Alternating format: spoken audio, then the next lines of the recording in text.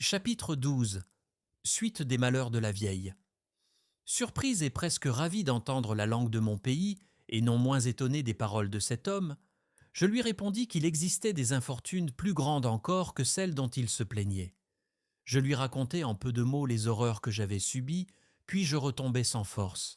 Il me transporta dans une maison voisine, me fit coucher, me procura de la nourriture, me servit, me consola, me flatta. Il m'assura qu'il n'avait jamais rien vu d'aussi beau que moi et qu'il ne regrettait jamais autant ce qu'on ne pouvait lui rendre. Je suis né à Naples, me dit-il. Chaque année, on y châtre 2 ou 3 000 enfants. Les uns en meurent, les autres acquièrent une voix plus belle que celle des femmes. D'autres encore gouvernent des États. On me fit subir cette opération avec succès et j'ai été musicien à la chapelle de Madame la princesse de Palestrine. « De ma mère » m'écriai-je. « De votre mère » reprit-il en pleurant. « Quoi ? Vous seriez cette jeune princesse que j'ai élevée jusqu'à l'âge de 6 ans et qui promettait déjà d'être aussi belle que vous l'êtes. C'est moi-même. Ma mère est à 400 pas d'ici, coupée en quartiers sous un tas de morts. » Je lui racontai tout ce qui m'était arrivé. Il me conta à son tour ses aventures et m'apprit qu'une puissance chrétienne l'avait envoyé auprès du roi de Maroc afin de conclure un traité par lequel on fournirait à ce monarque poudre, canons et vaisseaux pour l'aider à détruire le commerce des autres chrétiens. « Ma mission est accomplie, dit cet honnête eunuque. Je vais m'embarquer pour Ceuta et vous ramènerai en Italie. Macescagura desser senza coglioni. » Je le remerciai avec attendrissement. Mais au lieu de me conduire en Italie, il me mena à Alger et me vendit aux dés de cette province. À peine fus-je vendu qu'une peste terrible, qui avait parcouru l'Afrique, l'Asie et l'Europe, éclata à Alger avec fureur. Vous avez vu des tremblements de terre, mais, mademoiselle, avez-vous jamais connu la peste ? Jamais, répondit la baronne. Si vous l'aviez connue, reprit la vieille, vous avoueriez qu'elle surpasse un tremblement de terre.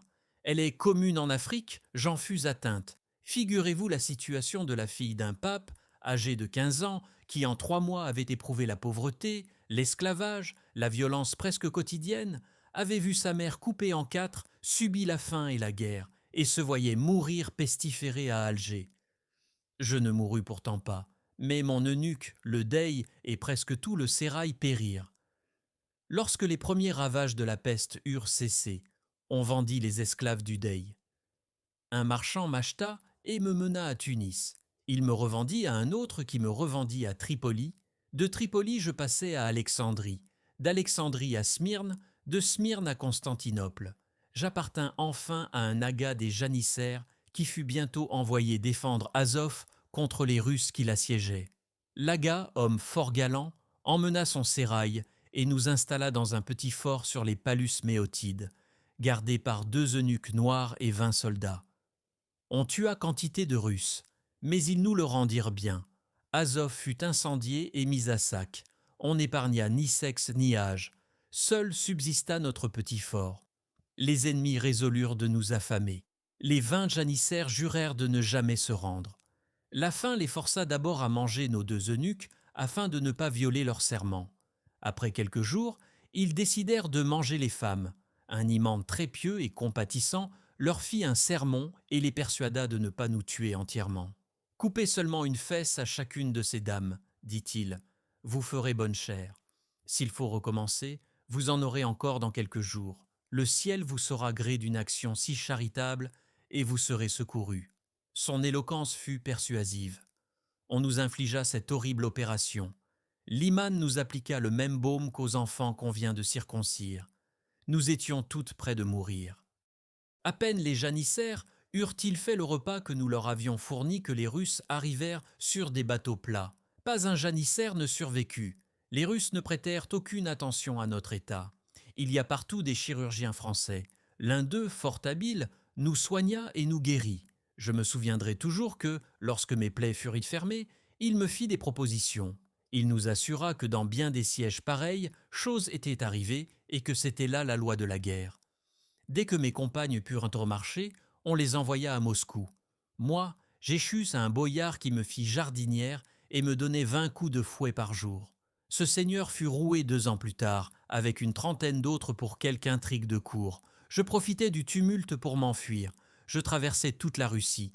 Je fus servante de cabaret à Riga, puis à Rostock, à Wismar, à Leipzig, à Cassel, à Utrecht, à Leyde, à La Haye, à Rotterdam. J'ai vieilli dans la misère et l'ignominie, ne possédant plus que la moitié d'un derrière, me souvenant toujours que j'étais fille d'un pape. J'ai voulu 100 fois me tuer, pourtant j'aimais encore la vie. Cette faiblesse ridicule est peut-être l'un de nos penchants les plus funestes. Car y a-t-il rien de plus absurde que de vouloir porter sans cesse un fardeau qu'on souhaite jeter, de haïr son existence et pourtant de s'y attacher, de caresser le serpent qui nous dévore jusqu'à ce qu'il nous ait mangé le cœur? Dans tous les pays que j'ai parcourus et dans les cabarets où j'ai servi, j'ai vu quantité de personnes qui exécraient leur vie. Mais je n'en ai connu que 12 qui aient volontairement mis fin à la leur.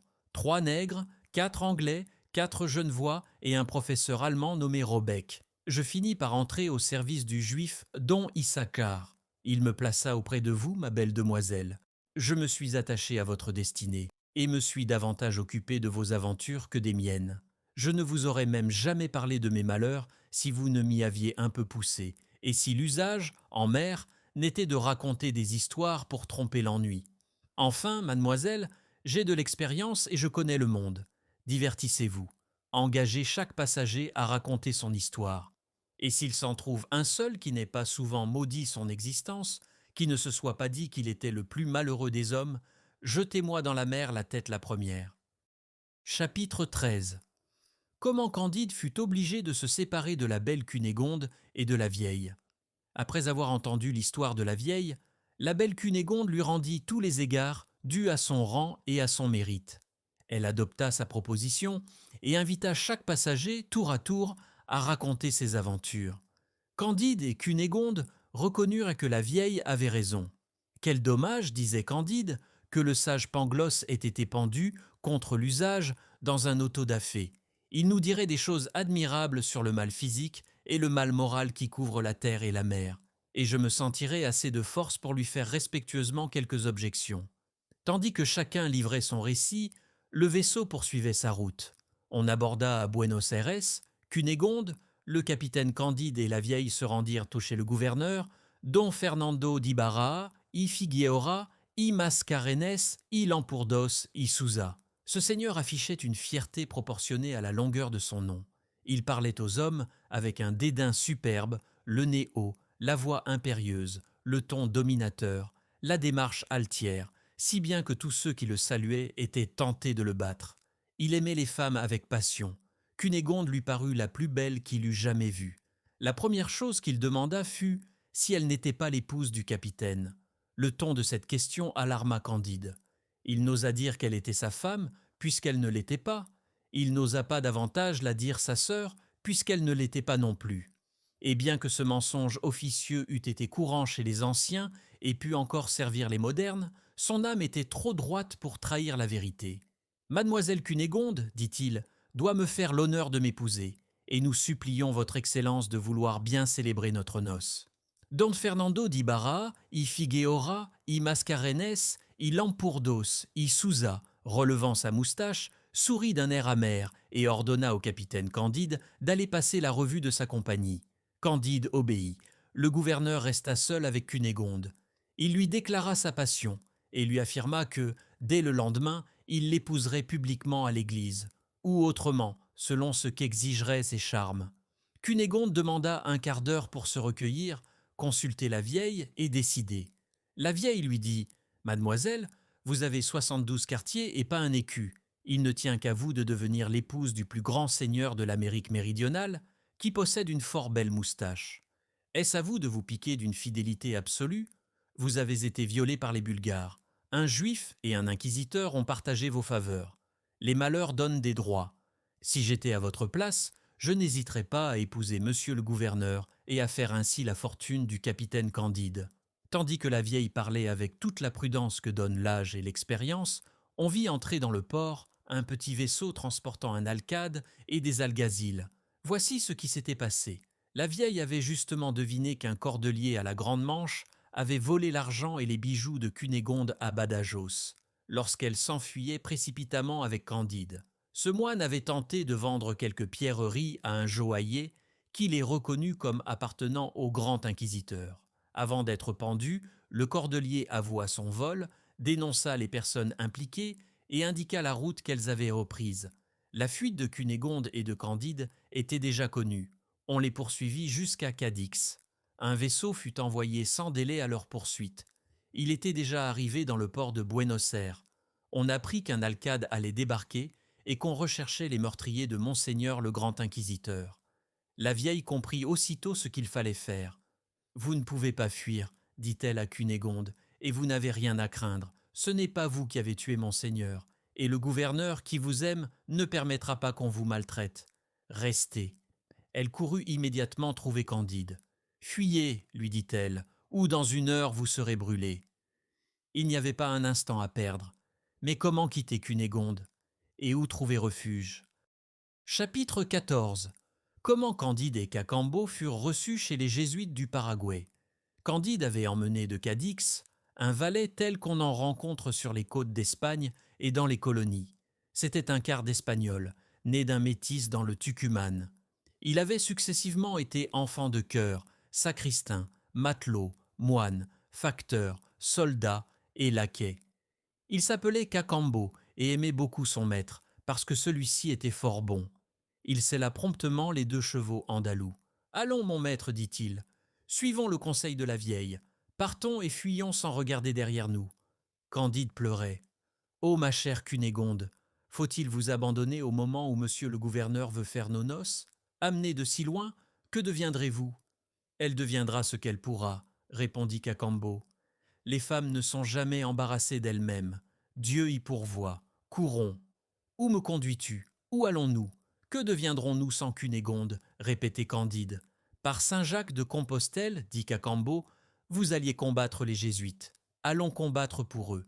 Je connais les chemins. Je vous mènerai dans leur royaume. Ils seront ravis d'avoir un capitaine qui sait l'exercice à la bulgare. Vous ferez une fortune prodigieuse.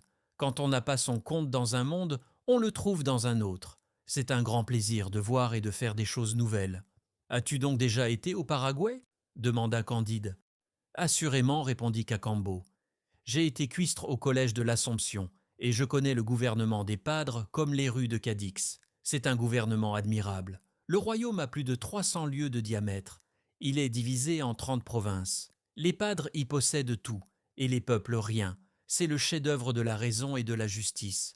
Je ne vois rien de plus divin que ces Padres qui font ici la guerre au roi d'Espagne et au roi de Portugal, et qui, en Europe, confessent ces mêmes rois. Qui tuent ici des Espagnols et les envoient au ciel à Madrid. Cela me ravit. Avançons. Vous serez le plus heureux des hommes. Quel plaisir auront les Padres en apprenant qu'un capitaine sachant l'exercice bulgare vient à eux. » Arrivé à la première barrière, Cacambo annonça à la garde avancée qu'un capitaine souhaitait parler à Monseigneur le commandant. On avertit la grande garde. Un officier paraguayen se rendit auprès du commandant pour lui porter la nouvelle. Candide et Cacambo furent d'abord désarmés. On leur prit leurs 2 chevaux andalous. Les étrangers furent conduits entre 2 rangs de soldats. Le commandant se tenait au bout, coiffé d'un bonnet à 3 cornes, la robe relevée, l'épée au côté, l'esponton à la main. Il fit un signe. Aussitôt, 24 soldats entourèrent les nouveaux venus. Un sergent déclara qu'il fallait attendre, que le commandant ne pouvait leur parler sans la présence du révérend père provincial et qu'aucun Espagnol ne pouvait ouvrir la bouche ni séjourner plus de 3 heures dans le pays sans sa permission. « Où se trouve le révérend père provincial ?» demanda Cacambo. « À la parade, après avoir dit sa messe, » répondit le sergent. « Vous ne pourrez baiser ses éperons que dans 3 heures. »« Mais, reprit Cacambo, monsieur le capitaine, qui meurt de faim comme moi, n'est pas espagnol, il est allemand. Ne pourrions-nous pas déjeuner en attendant sa révérence ?» Le sergent transmit aussitôt ces paroles au commandant. « Dieu soit loué, dit celui-ci. Puisqu'il est allemand, je puis lui parler. Qu'on le conduise dans ma feuillée. » On mena Candide dans un cabinet de verdure, orné d'une colonnade de marbre vert et or, et de treillages renfermant des perroquets, des colibris, des oiseaux-mouches, des pintades et les oiseaux les plus rares. Un excellent déjeuner était servi dans des vases d'or, tandis que les Paraguayens mangeaient du maïs dans des écuelles de bois en plein soleil. Le révérend père commandant entra dans la feuillée. C'était un très beau jeune homme, au visage plein, assez blanc, coloré, le sourcil relevé, l'œil vif, l'oreille rouge, les lèvres vermeilles, avec un air fier qui n'était ni celui d'un Espagnol, ni celui d'un Jésuite. On rendit à Candide et à Cacambo leurs armes et leurs chevaux. Cacambo leur fit manger l'avoine près de la feuillée, les surveillant sans cesse, de crainte d'une surprise. Candide baisa le bas de la robe du commandant, puis ils se mirent à table. « Vous êtes donc allemand » demanda le jésuite en cette langue. « Oui, mon révérend père, » répondit Candide. À ces mots, ils se regardèrent avec une extrême surprise et une émotion qu'ils ne pouvaient maîtriser. « De quel pays d'Allemagne êtes-vous » reprit le jésuite. « De la misérable province de Westphalie. Je suis né au château de Thunder ten Tronckh. »« Ô ciel, est-il possible » s'écria le commandant. « Quel miracle » s'écria Candide. « Serait-ce vous » ? Cela ne se peut, répondit Candide. Ils tombèrent tous deux à la renverse, s'embrassèrent et versèrent des torrents de larmes. « Quoi ? Serait-ce vous, mon révérend père ? Vous, le frère de la belle Cunégonde ? Vous que l'on croyait tué par les Bulgares ? Vous, fils de monsieur le baron ? Vous, jésuite au Paraguay ? Il faut avouer que le monde est bien étrange. Ô Pangloss, que vous seriez heureux si l'on ne vous avait pas pendu. » Le commandant fit retirer les esclaves nègres et les Paraguayens qui servaient à boire dans des gobelets de cristal de roche. Il remercia Dieu et saint Ignace 1000 fois, serra Candide dans ses bras. Leurs visages étaient baignés de larmes. « Vous seriez encore plus étonné, plus attendri, plus hors de vous-même, dit Candide, si je vous apprenais que mademoiselle Cunégonde, votre sœur, que vous croyez éventrée, est en parfaite santé. Où ? Dans votre voisinage, chez monsieur, le gouverneur de Buenos Aires, et je venais pour vous faire la guerre. » Chaque parole échangée ajoutait un prodige au précédent. Leur âme tout entière passait dans leurs paroles, brillait dans leurs yeux, se pressait à leurs oreilles. Comme ils étaient allemands, ils demeurèrent longtemps à table en attendant le révérend père provincial, et le commandant parla ainsi à son cher Candide. Chapitre 15. Comment Candide tua le frère de sa chère Cunégonde. Je me souviendrai toute ma vie, dit le baron, du jour affreux où je vis massacrer mon père et ma mère et violer ma sœur. Lorsque les Bulgares se furent retirés, on ne retrouva point cette sœur adorée. On plaça ma mère, mon père, moi-même, 2 servantes et 3 petits garçons égorgés dans une charrette pour nous enterrer dans une chapelle de jésuites à 2 lieues du château de mes pères. Un jésuite nous jeta de l'eau bénite. Elle était horriblement salée. Quelques gouttes me pénétrèrent dans les yeux. Le père remarqua que ma paupière remuait légèrement. Il posa la main sur mon cœur et le sentit battre. On me secourut. Au bout de 3 semaines, je n'en gardai plus de traces. Vous savez, mon cher Candide, que j'étais fort joli. Je le devins encore davantage. Le révérend père Croust, supérieur de la maison, conçut pour moi la plus tendre affection. Il me donna l'habit de novice. Peu après, je fus envoyé à Rome. Le père général avait besoin de jeunes jésuites allemands. Les souverains du Paraguay accueillent le moins possible de jésuites espagnols. Ils préfèrent les étrangers qu'ils croient plus faciles à gouverner. Le révérend père général me jugea propre à travailler dans cette vigne. Nous partîmes, un Polonais, un Tyrolien et moi. À mon arrivée, je fus honoré du sous-diaconat et d'une lieutenance. Aujourd'hui, je suis colonel et prêtre. Nous recevrons vigoureusement les troupes du roi d'Espagne. Je vous garantis qu'elles seront excommuniées et battues. La Providence vous envoie ici pour nous seconder. Mais est-il bien vrai que ma chère sœur Cunégonde se trouve dans le voisinage, chez le gouverneur de Buenos Aires ? Candide l'assura, sous serment, que rien n'était plus certain. Leurs larmes recommencèrent à couler. Le baron ne cessait d'embrasser Candide. Il l'appelait son frère, son sauveur. « Ah, peut-être, dit-il, entrerons-nous ensemble en vainqueurs dans la ville, mon cher Candide, et reprendrons-nous ma sœur Cunégonde. »« C'est tout ce que je souhaite, répondit Candide. Je comptais l'épouser, et je l'espère encore. »« Vous, insolent, s'écria le baron, vous auriez l'audace d'épouser ma sœur, qui possède 72 quartiers. Quelle effronterie d'oser me parler d'un projet si téméraire. » Candide, stupéfait par ces paroles, répondit « Mon révérend père, tous les quartiers du monde n'y changent rien. J'ai arraché votre sœur au bras d'un juif et d'un inquisiteur. Elle m'a d'immenses obligations. Elle veut m'épouser. Maître Pangloss m'a toujours enseigné que les hommes sont égaux, et assurément je l'épouserai. Nous verrons cela, misérable. répliqua le jésuite baron de Thunder ten Tronckh. En même temps, il frappa Candide d'un grand coup du plat de son épée au visage. À l'instant, Candide tira la sienne et l'enfonça jusqu'à la garde dans le ventre du baron jésuite. En la retirant toute fumante, il se mit à pleurer. « Hélas, mon Dieu !» s'écria-t-il. « J'ai tué mon ancien maître, mon ami, mon beau-frère. Je suis le meilleur homme du monde, et déjà j'ai tué 3 hommes, et parmi eux 2 prêtres. » Cacambo, qui montait la garde à la porte de la Feuillée, accourut. « Il ne nous reste plus qu'à vendre chèrement notre vie, » lui dit Candide. « On va sans doute entrer ici. Il faut mourir les armes à la main. » Cacambo, qui avait vu bien d'autres choses, ne perdit pas la tête. Il prit la robe de jésuite du baron, la plaça sur Candide, lui mit le bonnet carré du mort et le fit monter à cheval.